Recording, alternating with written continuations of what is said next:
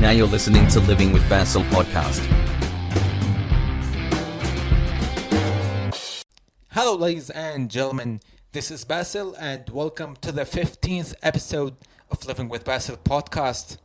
Today, I'm going to discuss a phenomenon that's been happening recently with people and social interaction, mainly, which is everybody wants to be a bloody influencer nowadays. But before diving deep into today's subject, make sure to hit like, subscribe, share, and if you like my content, whether my podcast or my weekly live streaming, which I'm gonna do it probably tomorrow or Sunday at tops, hit the Streamlab tip link right here to support my channel, so I can be able to make more videos, more podcast episodes, and such. Okay, thank you so much, and let's go back to today's subject: the concurrent influencer fever that we have been living with lately. Yeah, to be honest with you, it's quite annoying that nowadays everybody wants to be so famous, well known by millions and billions of people. And to be honest with you, I never felt like it's really beneficial. Like, what about what do you benefit? Most of these people who put themselves on their social media profiles as an influencer or whatever, like most of them do not even make money out of that. Just want clout and people again and fame and such. Like, what's the point of it? Really, it's completely pointless. For me, I really prefer like privacy as much as possible than getting the idea of being known by everybody on earth. Especially like this kind of attitude has really impacted our social interaction on a daily basis, since everybody is really obsessed about how they look. Oh, how should I take the perfect picture? Oh, I have billion followers, blah blah blah. It has turned most people, I would say, especially in my age, to a bunch of selfish, thoughtless people. Literally, you cannot even communicate with them properly. Not everybody, obviously, but most are like this. That's why, for example, to be honest with you, ironically, like the most people I managed to interact with here in Portugal are people like who are literally way older than me. We're talking about 50, 60 plus year old people, who would interact with me. I would always have nice conversations with them. People my age, I don't know, they're just too weird. They don't communicate, don't say hi, nothing at all. Like, for example, maybe like a couple of months ago, from the minute you're watching this, from the minute you're listening to this episode, it was during peak summertime. I was going back from work. I was wearing like an England 2002 jersey. I was just sitting in the tube, listening to music and such.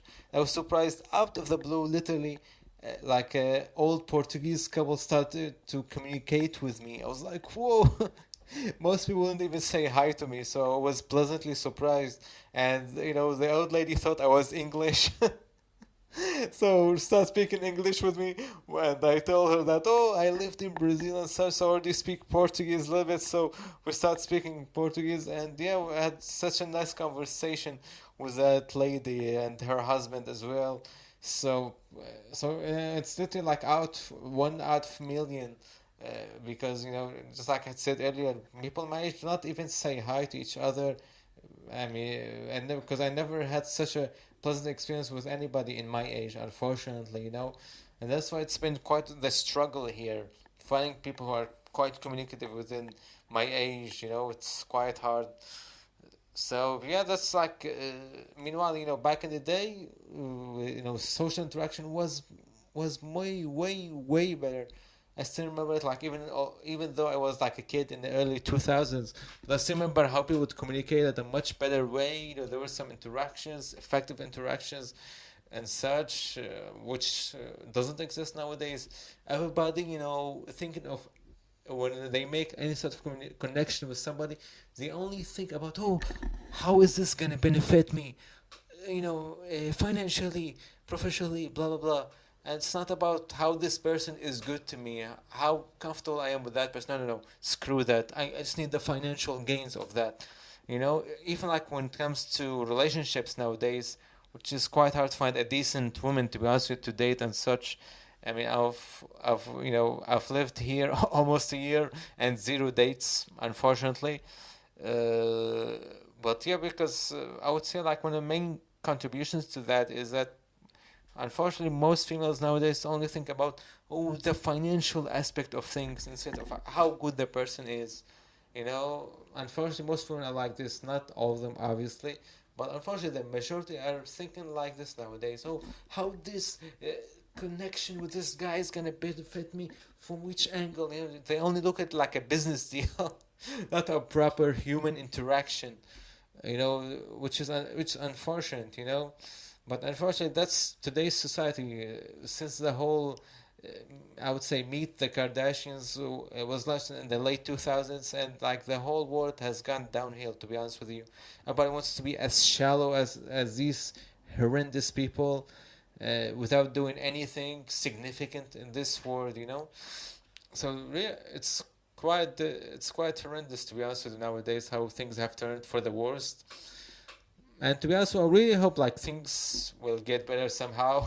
I know it doesn't seem like it nowadays because everybody's getting worse and worse. Thanks to the constant interaction with social media, TikTok, Facebook, Instagram, whatever.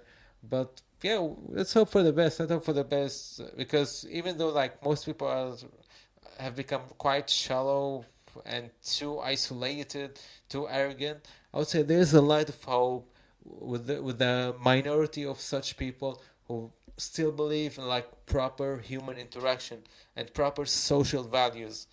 So yeah, let's hope for the best, guys. Let's hope for the best. Thank you so much for listening to my episode. Again, don't forget to hit like, subscribe, share, and leave me a tip on the Streamlab link right in the description.